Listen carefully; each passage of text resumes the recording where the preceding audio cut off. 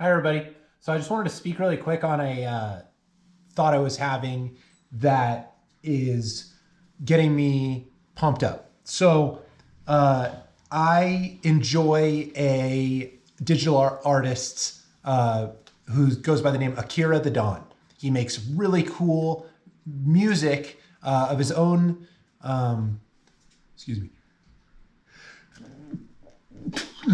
excuse me, of his own creation. So he takes interesting speakers and layers their lyrics on top of digital music that he creates to create albums and tracks that are really fun to listen to. So he just put out an email inviting all of his listenership to use his content in our own creative endeavors for streaming or video, which I think is a beautiful sentiment. So I immediately tried to do so.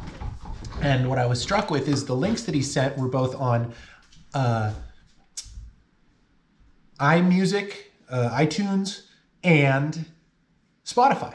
Now, not only was I paying for a premium Spotify account that I have subsequently canceled, but I am a Mac user. I'm in the entire Mac ecosystem: phones, laptop, iMac. I think the only thing that we don't have is a iPad. My wife wants an iPad. And both of those avenues for downloading the digital content that the creator, again, of which I am a fan, of whom I am a fan, has relinquished copyright claim, is not free to the end user. I have to either pay iTunes or Spotify on top of the,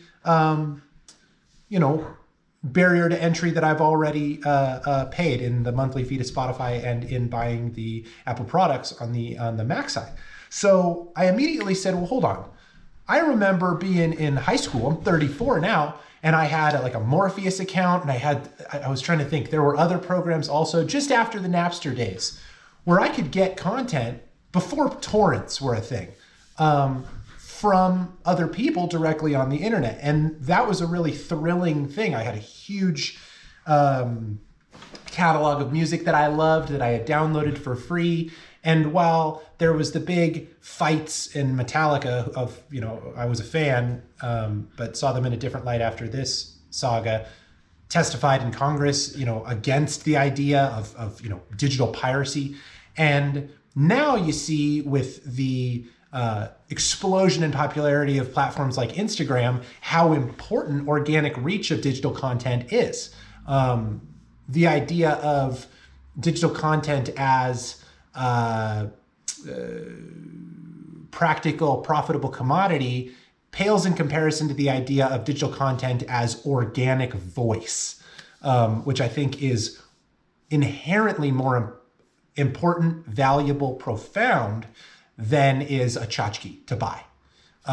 Because once you become relevant in the digital space, you yourself have personal digital sovereignty. And what I'm realizing that I've kind of been dormant to for a long time is that the ultra huge mega corporations in Apple, Spotify, Amazon to a lesser degree, I suppose, but I'm not really sure about Amazon Web Services and stuff. But these huge companies that are making, oodles of cash by, selling our information, targeted advertising, ownership of the platforms that we all use daily, are trying to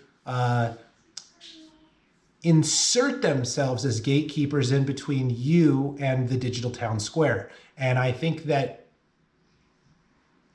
undercurrent of P2P will always win in the end, because the connection of people energetically is inherently more valuable than any amount of money paid for a dead piece of content, a piece of content that doesn't inherently connect you with the content creator. So that's the power of Instagram and YouTube and Reddit and Imgur and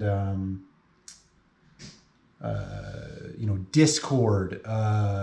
These platforms that allow for organic reach empower the digital content creator to be, in essence, a sovereign entity in the way that we treat corporations in this country, and that for some reason we don't treat the individual unless they're sophisticated and rich enough, frankly, to have an LLC or some other incorporation.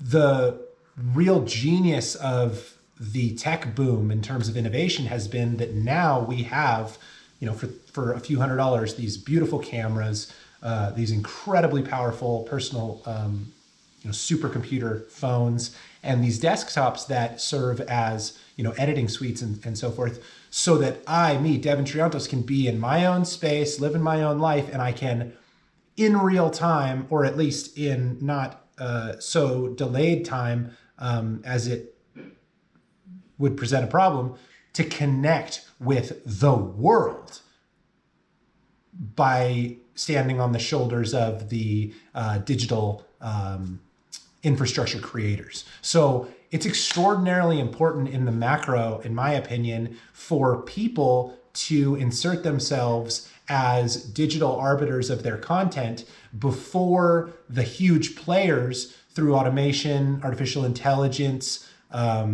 manipulative advertising, government lobbying, the attack on net neutrality, et cetera, to allow themselves to be profiteers in the interstate byways of content dispersion by not only just like creators or artists, by people, because that's what we live in, is a digital economy, a digital landscape, ecosystem. I think we have to be conscious, in my opinion, lest we risk our economic futures of the assault on community, digital community, that gatekeepers present. So just a thought, just putting it out there, not trying to be negative or freak you out, but I'm super stoked on things like YouTube, Instagram, Reddit, Imgur, Facebook, platforms that, while they're, say what you will about Facebook or others that I've mentioned, the companies that offer content dispersion for free and the ability to use content absent retribution, like copyright law is a thing on YouTube, for example, something to think about. Those platforms are the ones that will allow you to be more successful in the growth of your digital network. And that, of course, is the lifeblood of your ability to connect with the world on your own terms. So something to think about. More power to you. Thanks for watching. Like and subscribe if you dig my content. I'll keep it coming. I'm into trying to talk too fast because I'm thinking too fast for my mouth.